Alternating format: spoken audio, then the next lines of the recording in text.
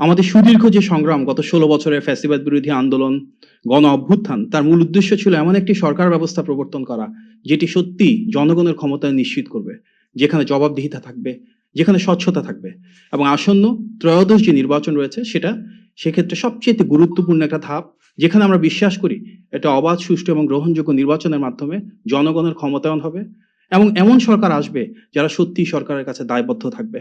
আমরা সবাই মিলে এমন একটি বাংলাদেশ গড়ে তুলব যেখানে মানবাধিকার থাকবে, বাক স্বাধীনতা থাকবে, আইনের অনুশাসন থাকবে। এই যে দীর্ঘ ফ্যাসিবাদের সময়ে কিন্তু বিভিন্ন শ্রেণী পেশার মানুষের মতন করে গণমাধ্যম কর্মীদের উপরও বিভিন্নভাবে আঘাত নেমে এসেছে। আপনারা অনেক ক্ষেত্রে সত্যটা প্রকাশ করতে গিয়ে বাধাগ্রস্ত হয়েছেন।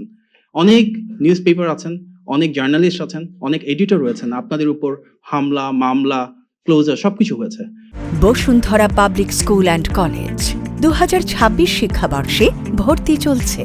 আমরা বিশ্বাস করি গণতান্ত্রিক বাংলাদেশে যারা সংবাদকর্মী রয়েছেন, যারা গণমাধ্যমে রয়েছেন, আপনাদের প্রত্যেকের স্বাধীনতা এবং অধিকার ইনশাআল্লাহ ভবিষ্যৎ সরকার প্রতিষ্ঠা করবে। আমাদের আজকে যে নির্বাচন পরিচালনা কমিটি মিটিং হয়েছে, এখানে অনেক আমাদের নেতৃবৃন্দ রয়েছেন যারা অত্যন্ত গুরুত্বপূর্ণ সদস্য। প্রত্যেকের ডিফারেন্ট টিম আছে এবং ইতিমধ্যে আমাদের সম্মানিত চেয়ারম্যান মহোদয় বলেছেন যে আমরা সামনেই এই টিমগুলো ঘোষণা করব এবং প্রত্যেকের নির্দিষ্ট এরিয়াতে কার কি রেসপন্সিবিলিটি আছে সেটা আরো ক্লিয়ার হবে। আমাদের মূল উদ্দেশ্য আসন্ন নির্বাচনের আগে যখন যে ইনফরমেশনটুকু প্রয়োজন, আপনাদের সাথে যে কোনো সময় হয়তো প্রেস কনফারেন্স করার প্রয়োজন হতে পারে, আমরা চেষ্টা করব এই অফিসে সেটা আয়োজন করবার জন্য। আজকের মতন করে সেখানে আপনারা উপস্থিত থাকবেন, আমাদের বার্তাটা জনগণের কাছে পৌঁছে দিবেন, সেটা আপনাদের প্রতি আমাদের অনুরোধ রইল। আমাদের বিএনপি চেয়ারপারসন অফিস রয়েছে, সামনে গুলশান অফিস যেটা আমরা বলি, আমাদের পল্টনে কেন্দ্রীয় কার্যালয় রয়েছে, সেখানে যে কাজগুলো চলছিল সেগুলো স্বাভাবিকভাবেই চলতেই থাকবে।